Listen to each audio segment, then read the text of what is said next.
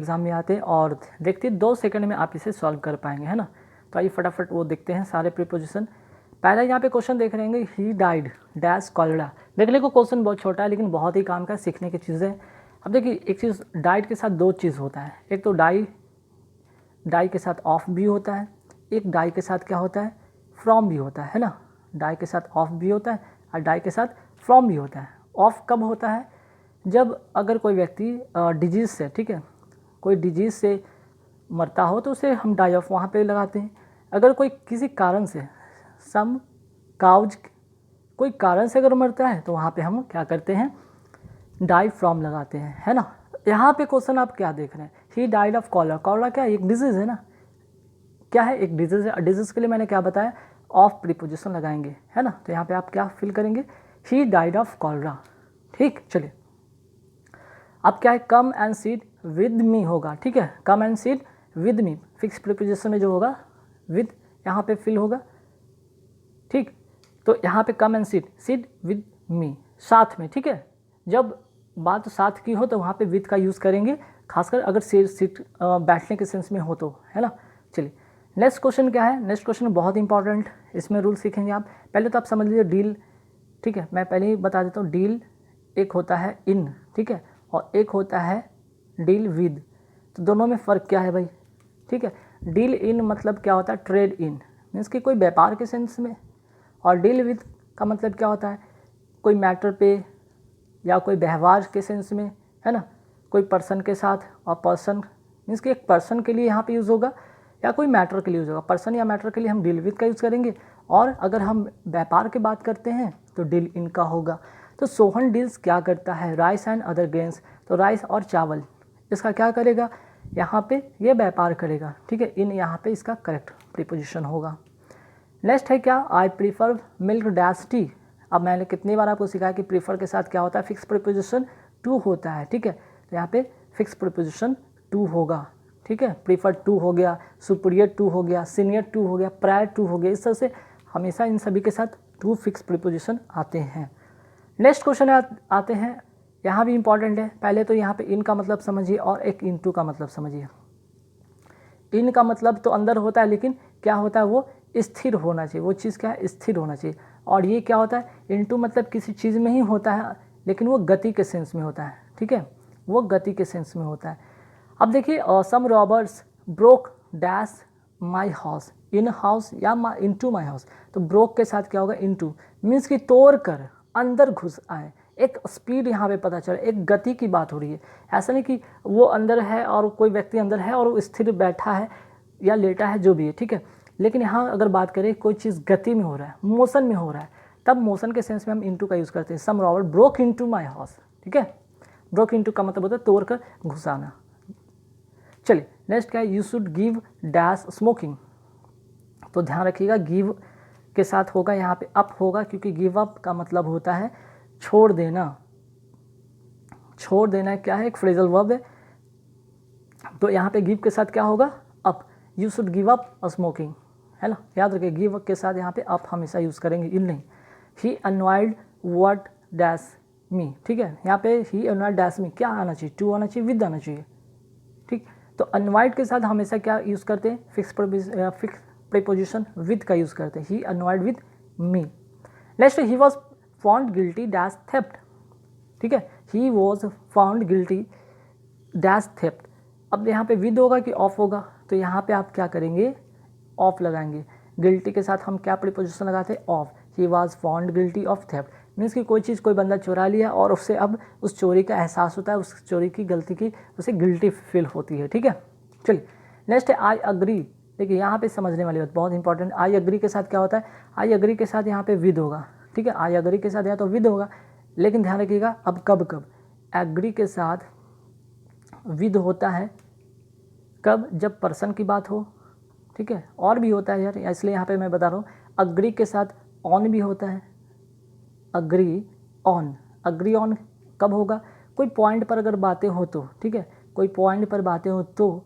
और अगर एक और होता है अग्री, ठीक है, एक और होता है अग्री टू, ये किस कब लगता है, व्यू के लिए। जब व्यूज़ हो, कोई आपका कोई विचार हो, तब वहाँ पे अग्री टू, अग्री ऑन होता है किसी बात पर, कोई पॉइंट पर, और अग्री विद मीन्स कि कोई पर्सन पर। ठीक है, चलिए यहाँ तो समझ में आ गया। नेक्स्ट क्वेश्चन में आते हैं, we should take care. Take care of होता है, ठीक है, टेक केयर फॉर नहीं होता, टेक केयर ऑफ होता है। टेक केयर ऑफ का मतलब देखभाल करना, ठीक है।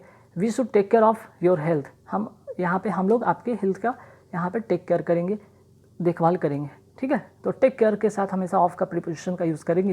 नेक्स्ट है we shall travel dash train, with train, by train, ठीक है।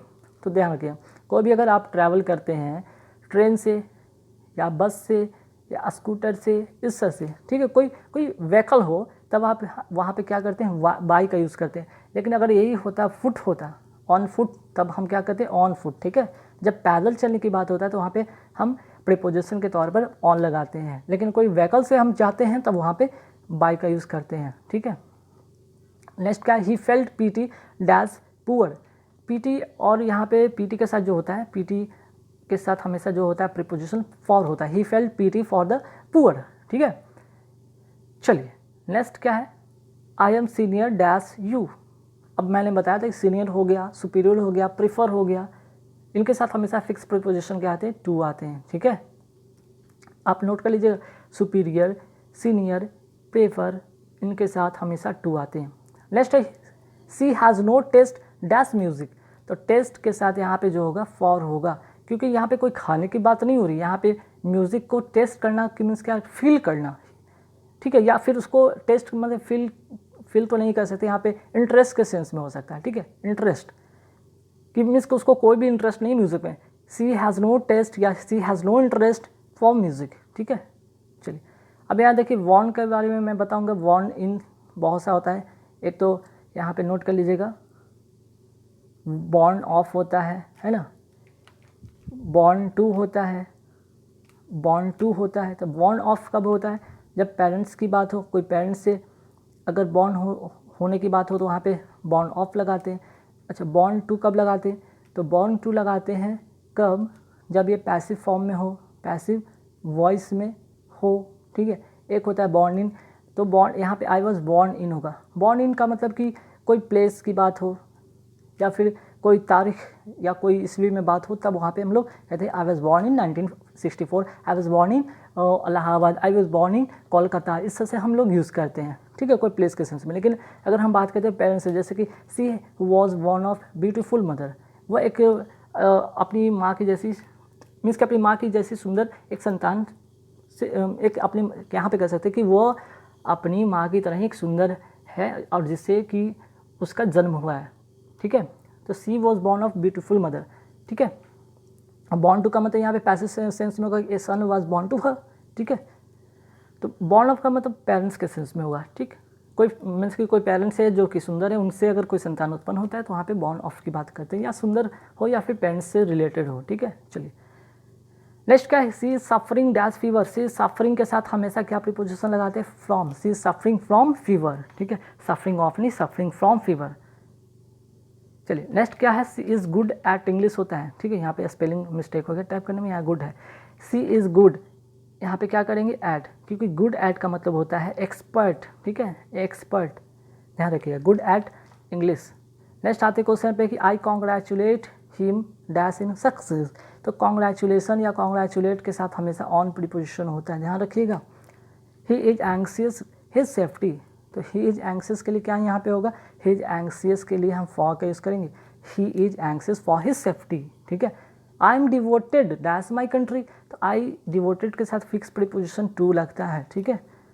Next, children are dash play, children are in play नहीं, चिल्ड्रन आर एट प्ले होगा, ठीक है, प्रीपोजिशन इसका फिक्स होगा एट। अब देखते हैं नेक्स्ट क्वेश्चन कि he prevented me dash doing this work. तो प्रिवेंट के साथ हमेशा क्या लगता है, फ्रॉम लगता है, ठीक है, ना तो ऑफ होता है ना विद होता है, बल्कि क्या होता है, फ्रॉम लगता है, ठीक है।